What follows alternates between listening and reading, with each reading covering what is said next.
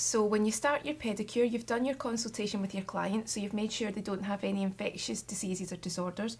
Just do a manual inspection before you soak the feet. So you're checking for any ingrown toenails, any verrucas, anything that might actually be worsened by doing a pedicure. And if you're quite happy that the foot looks nice and healthy, then you're just going to ask your client to pop it into the water, soak for a moment, and then you can move on to the next stage.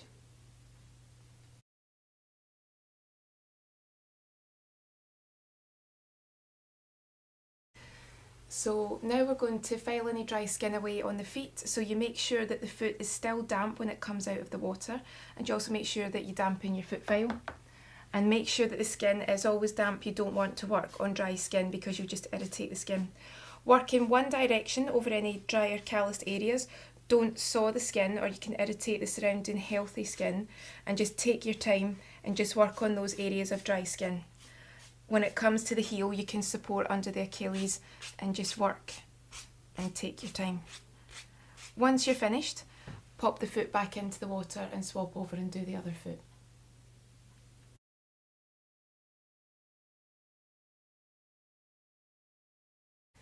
So to file the nails, we've got two different types of nail file. We've got our standard nail file and we've also got the glass one. With the glass, the more pressure that you apply, the more you reduce the length of the nail, and then the lighter pressure just for evening out the sides and taking away any sharp corners.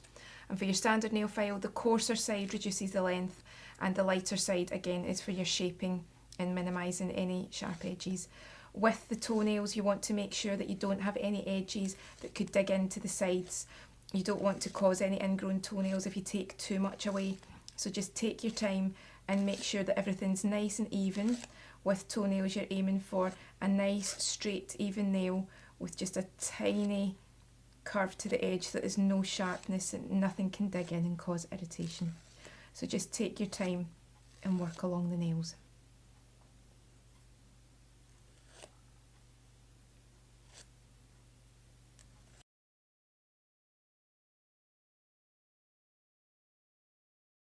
So now we're going to move on to cuticle work, and everyone's different. Some people will have cuticles that very visibly grow up the nail plate, and for others they're quite neat and minimal, so you won't have to do too much. So the first thing you'll do is put some cuticle remover just on each of the cuticles on each toe, and you can either use an orangewood stick that's already got cotton wool applied to it, which is really handy. If not, just take a tiny little bit from some cotton wool, wrap it round, dampen it, and then pop on your cuticle remover.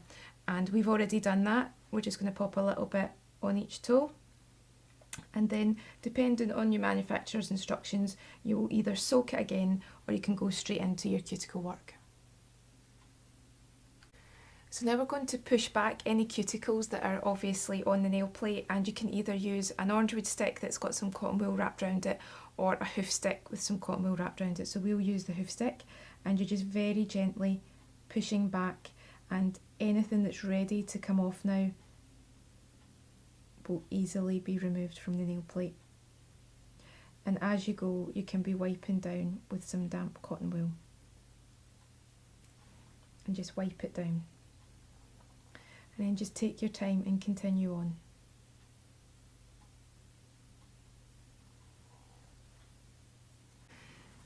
So if there's any excess dry cuticle left on the nail plate, we're now going to use the cuticle knife just to very carefully remove that. So always make sure that the nail plate is moist, and make sure that your cuticle knife is sanitised and clean. And very carefully with the knife flat against the nail, just work in small circles to remove any excess cuticle. And work from the outside in, so there's no chance that you could accidentally nip the sides and cause any damage. When you're finished, or if you think that the nail plate is becoming dry, then just wipe over with your damp cotton wool.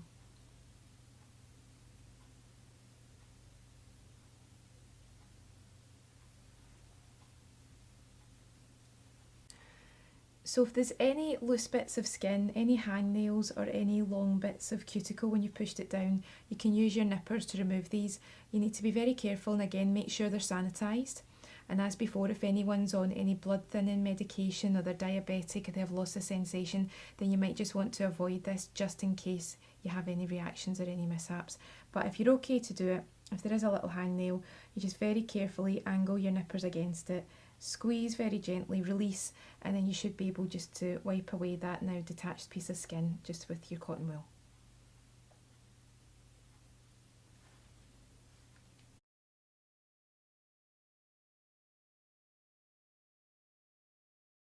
So you can do a foot scrub if you want to make your pedicure a little bit more luxurious, and you get a tiny little bit of the scrub in your hand and you're just going to apply it to the foot and then just make sure that you get it right underneath the heel as well.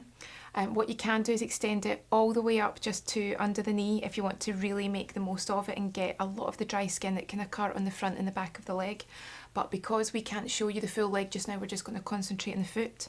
So you've got your scrub all over this damp foot, and you can make sure that you get in between the toes if there's any dryness. You can make sure that you do really nice circles just to get the benefit of the little grains in it all over the top of the foot. Think about doing each side of the ankles. Work on the underside of the foot. You tend to get callous skin on the big toe, just on the cushion pads just underneath the toes, and also on the heel too. So work on all those areas. And then when it's time to take it off, just use some damp sponges, pop the foot back into the basin and just work over the foot with your sponges in the water, and that will remove any excess product.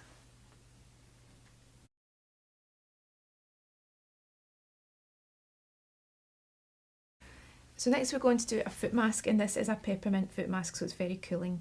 And we've popped some cling film underneath the foot so that we can trap some heat in and really maximise the moisturising properties of the mask.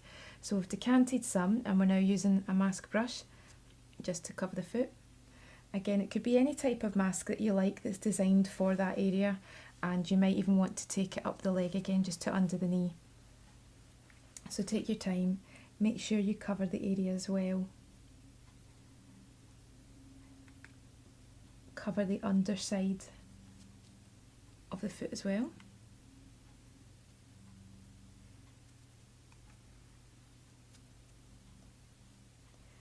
And if you didn't want to use a cream mask, you could use a paraffin wax mask. You can use heated booties, really maximise the benefits of whatever the active ingredients are in it. And what we'll do here is just hold under the Achilles and just make sure that we cover the heel as well. Really effective with this moisturising mask for getting moisture into any dry areas and helping to minimise the appearance of those cracked heels. So just pop the foot back down and wrap in cling film. And then you're going to give that the correct time for the manufacturer's instructions, normally about 10 minutes. And then when you're finished, you're just going to take off the cling film, pop the foot back in the water and use your sponges just to very carefully and gently remove any excess mask.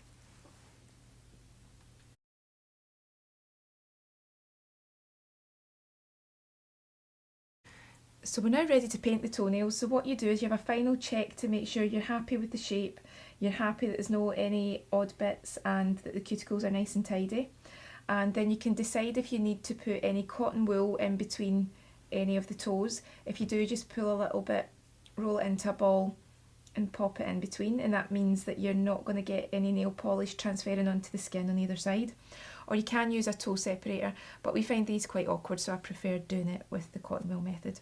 So just make sure that no nails, for instance this one could actually end up getting some nail polish onto the adjoining toe, so just pop a little bit there and it separates them for you. And then if you had a client and they're getting ready to go and leave the salon when you're finished, then what you would do is ask them to bring flip-flops with them so that they can pop them on, and then you can paint the nails, and that way there's no chance that they're going to smudge their nails after you finish them. But when you're in the house, you can just take your time and make sure that you let your nails dry before you put any shoes on. So we're ready to do some base coat now. And we just take our time and cover each toe.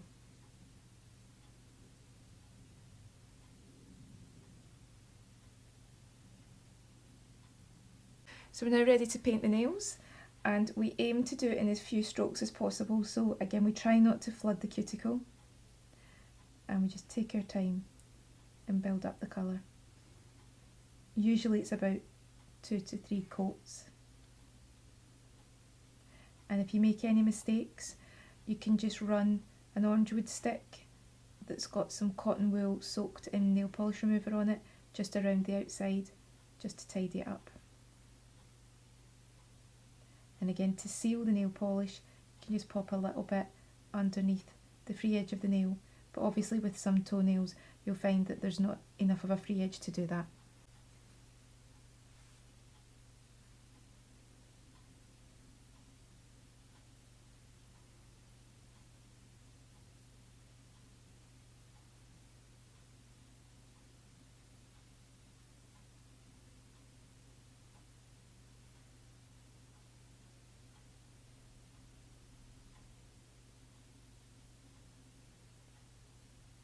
So that's 2 coats of our polish on, and we've let it dry for a few moments, and then we're going to pop some top coat on, let it dry again, and that's you good to go. And you normally get another pedicure every month, so about every 4 weeks or so.